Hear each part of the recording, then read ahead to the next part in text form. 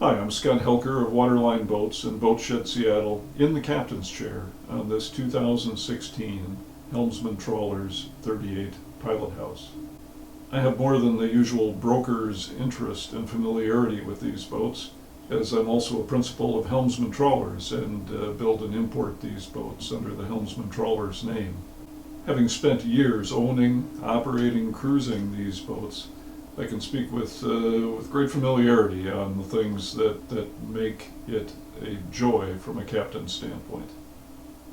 Now, we have a huge amount of information on our Waterline Boats and Boatshed Seattle websites on this boat. 360-degree virtual tours, walkthrough videos, hundreds of photographs. So I don't mean to supplement all that with general descriptions of the boat. I'm really going to talk just about my perspectives in operating this boat, the view from the captain's chair. First, I'll say that it's a complete joy and pleasure to operate these boats. Many things factor into that, but the chief among them is that it's just an easy boat to operate and manage. It's not so big as to become overly complex. It's not so small to be skittish and uncomfortable on the water. It's designed with a great deal of stability, good tracking, capability in mind. The view from the pilot house, as you can see, is tremendous. We have great forward visibility over the bow, really very few sightline restrictions. But looking aft too, I can see the cockpit, any passengers, people in the cockpit. I can see the after quarters for docking purposes. This is virtually a 360-degree view boat in a pilot house, which is a unique capability. This boat has a nice navigational electronics suite, SIMRAD, autopilot, multifunction displays, radar, and sonar. Underway, I can think of few places on any variety of boat that would be more pleasant than this space, this pilot house. With the doors open, the sound of the water rushing by the hull, great light, visibility, ventilation. The experience is one of being close to nature and not hermetically sealed from it. The pilot house is also unusual in that it's designed to be a social area in addition to the piloting function. The helm is to the starboard side, as you see. It's not taking up space, taking away space when it's not being used.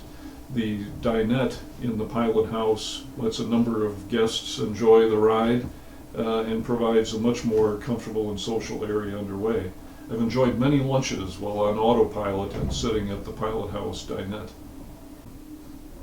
Several features about the hull design are worth noting. First, it's a semi-displacement design, but the term semi-displacement encompasses a whole spectrum of designs. So I would say that this one is closer to the displacement end of the spectrum, which for a very substantial, heavily built boat is, in my view, the right place to be. There's stability, and so it's not a real rolly design. Quite the contrary, it's very stable. Very few of these have gotten stabilizers installed. The boats do well in rough conditions. The full keel deserves some comment. In those many thousands of miles, we've run aground without damage. We've run over fishing nets, literally fishing nets strung across channels, and no damage to the boat, no damage to the fishing net, no entanglement. Any design with an exposed prop and strut combination would have been in a much different situation in those circumstances. And the tracking advantage of having that full keel, the ability to hold steady in quartering seas without a lot of work on the wheel or the autopilot, is a very important exemplary feature. The rudder is very large, which makes the boat very maneuverable under rudder. It doesn't depend upon thrusters for close quarters maneuvering, though of course this one does have bow and stern thrusters, which takes a little pressure off when it comes to close quarters handling. As any captain, I worry about the safety of my guests, my crew while aboard. This boat has a number of features that help greatly in that regard, an important consideration. Interior-wise, handholds, grab rails throughout. Exterior-wise, No vertical ladders, only safe and well-protected stairs to the flybridge. The decks are clean and uncluttered, not much to provide trip hazards, anything that would make it less safe. The handrails are beautifully welded, double-rung handrails throughout, oversized, easy to grab. The cockpit has high bulwarks and a very sturdy transom, not some gimmicky kind of folding thing. Every aspect of this is designed to be sturdy and very protective on the water. As a trawler enthusiast, long-range, self-sufficient cruising is paramount, and this design serves that ideally.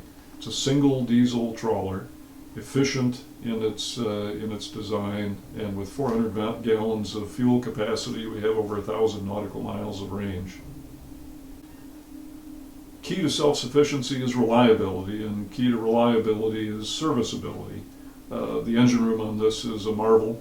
Tremendous amount of space around the engine, just a joy to be in the engine room on this boat, which can be accessed either through the salon hatch, the very well sound deadened salon hatch, or through a watertight door in the dayhead.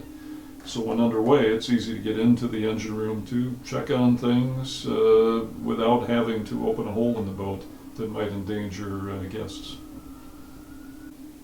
Design aspects throughout the boat promote reliability. Again, the simplicity of the systems design, the straight shaft design, systems that are selected for the potable water system, for the anchoring system, all favor reliability over complexity. In the long run, we think that's best. When you're working through some seas, the last thing you want to be worrying about is the solidness of the construction of the boat.